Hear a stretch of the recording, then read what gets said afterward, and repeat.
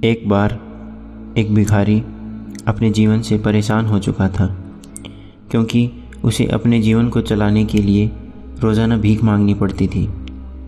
उसे हर एक चीज़ के लिए भीख मांगनी पड़ती थी। इसी बात को लेकर वह बहुत दुखी रहता था और दिन भर उसी के बारे में सोचता रहता था कि जीवन में बदलाव कैसे आएगा, और ये सब सोचकर वो बहुत निराश हो जाता। वह हर दिन देखता था कि बहुत सारे लोग निराश होकर आंखों में आंसू लिए बुद्ध के पास जाते हैं, अपनी चिंताएं उनके पास लेकर जाते हैं, लेकिन वापस लौटते समय वे लोग बहुत ही खुश होते हैं। वह भिखारी यह समझ नहीं पा रहा था कि गौतम बुद्ध उनके साथ ऐसा क्या करते थे कि वे बेहद खुश हो जाते थे। वापस लौटते हुए लोगों के हाथों में ना तो ढेर सारे पैसे होते थे, ना ही सोने चांदी, तो फिर ऐसा क्या होता था कि लोग बुद्ध के पास लौटते वक्त इतना खुश हो जाते थे। यह सब सोचकर वह भिखारी भी उसने ये सोचा कि वह भी महात्मा बुद्ध के पास जाएगा और देखेगा कि ऐसा वहाँ क्या हो रहा है कि दुखी लोग उनके पास जाकर खुश हो जाते हैं। वह बुद्ध से मिलने के लिए उनके पास चल पड़ा।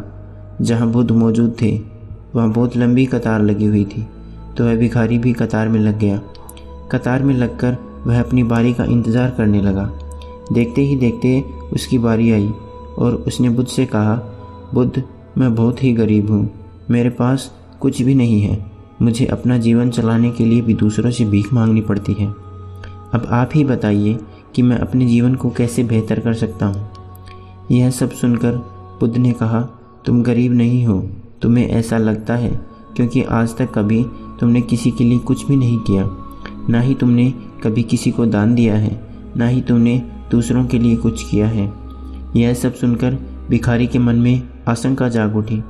अपनी आशंका को दूर करने के लिए भिखारी ने पूछा, मैं तो एक भिखारी हूँ, मैं लोगों को दान कैसे दे सकता हूँ और कैसे लोगों की सहायता कर सकता हूँ।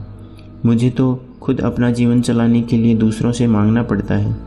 यह सब सुनने के बाद गौतम बुद्ध थोड़ी देर चुप रहे और फिर उसे बोले, तुम्हारे पास हाथ है जिससे तुम लोगों की सेवा में लगा सकते हो और दूसरे लोगों का भला कर सकते हो। इसके अलावा तुम्हारे पास मुंह है जिससे तुम लोगों से अच्छी अच्छी बातें कर सकते हो और दूसरों का हौसला बढ़ा सकते हो।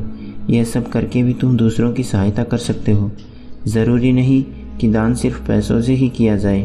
हम चाहें तो हम शिक्षा का भी दान कर सकते हैं, चाहे तो अन्न का भी दान कर सकते हैं। ऊपर वाले ने अगर किसी को पूर्णतः अच्छा शरीर दिया है तो वह गरीब नहीं है, वह बस दिमाग से गरीब है। उसे इस विचार से हटकर दूसरों की सेवा में लगाना चाहिए। बुद्ध की यह सब बातें सुन लेने के बाद वह भिखारी बहुत ही ज़्यादा खुश हो गया और उसका मन अब संतुष्ट हो गया।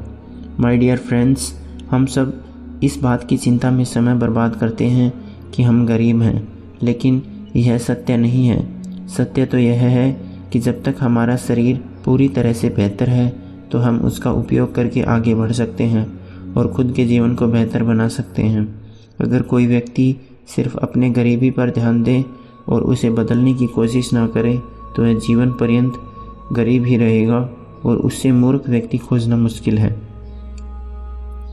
इसके अलावा हमें इस कहानी से यह भी सीख मिलती है कि दान सिर्फ धन का ही नहीं, शिक्षा का, भोजन का, अच्छे विचारों का, आदि का भी किया जा सकता है।